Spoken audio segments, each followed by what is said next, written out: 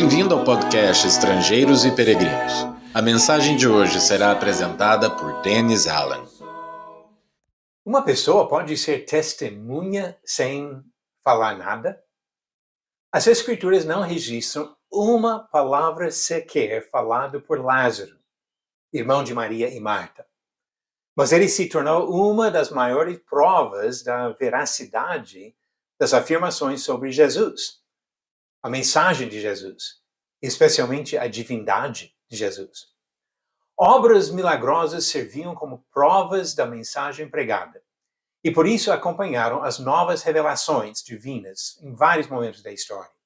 Quando Deus escolheu Moisés para revelar a lei que governaria os israelitas até a morte de Jesus, ele deu para Moisés poderes milagrosos para confirmar a mensagem. E ninguém, depois de Moisés, até chegar a Jesus, realizou milagres iguais.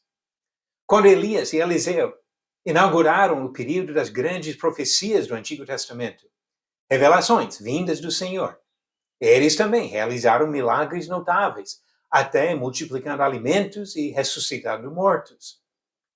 Conhecendo este plano de fundo das obras de Deus, os judeus que presenciaram os milagres de Jesus entenderam prontamente seu significado.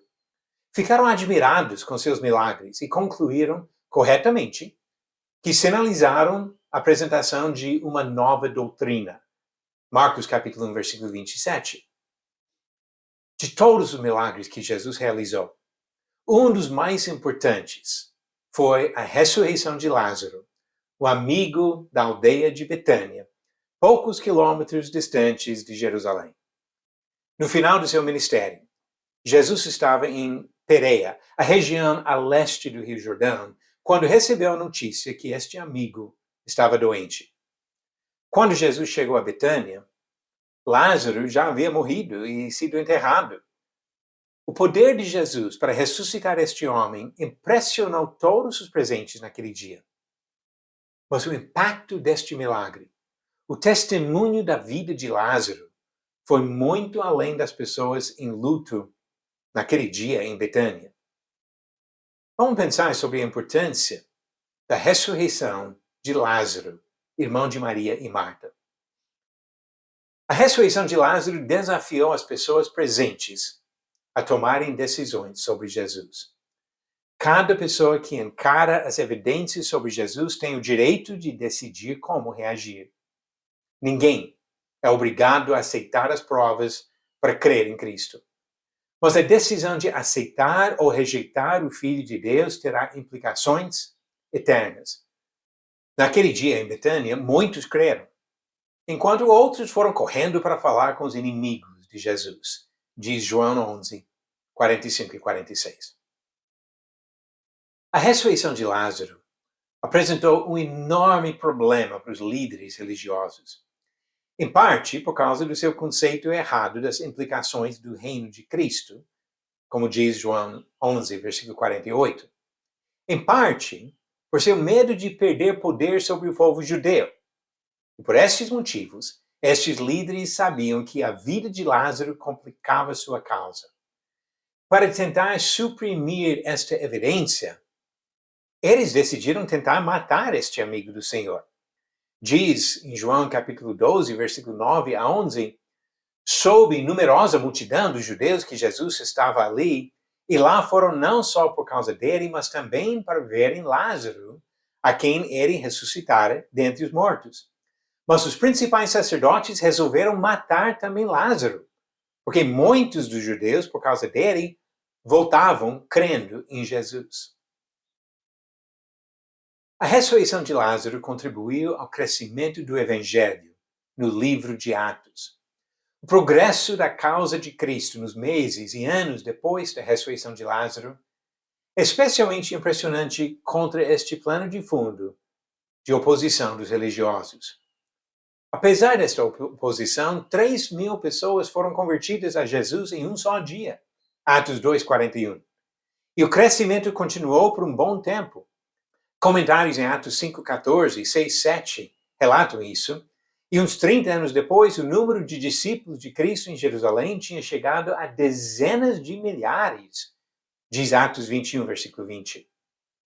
Lázaro não é mencionado nesse livro, mas quando João escreveu seu relato do Evangelho, provavelmente o último dos 4 biografias de Jesus na Bíblia, ele deu destaque especial a este milagre.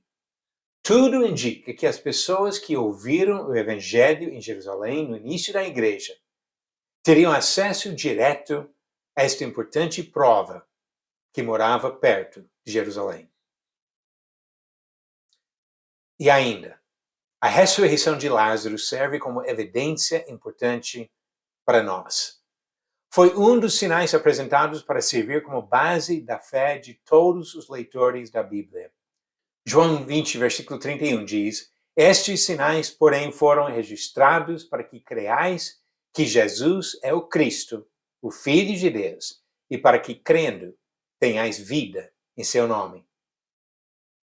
Sem falar uma palavra, Lázaro se tornou testemunha importante de Jesus Cristo, nosso Senhor e Salvador. Agora as perguntas do dia.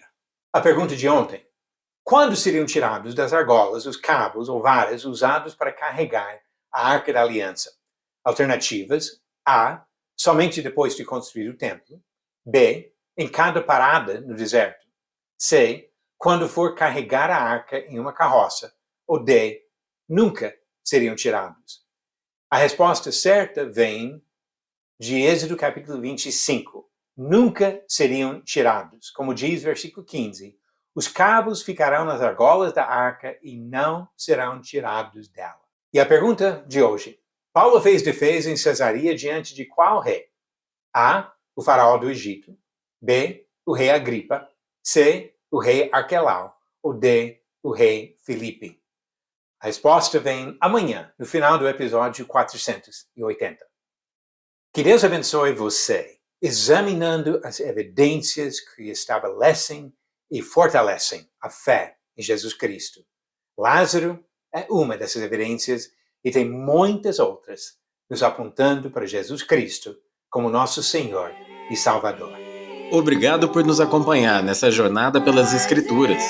Volte amanhã para ouvir mais uma mensagem do podcast Estrangeiros e Peregrinos. Seguimos pelo mundo a viajar.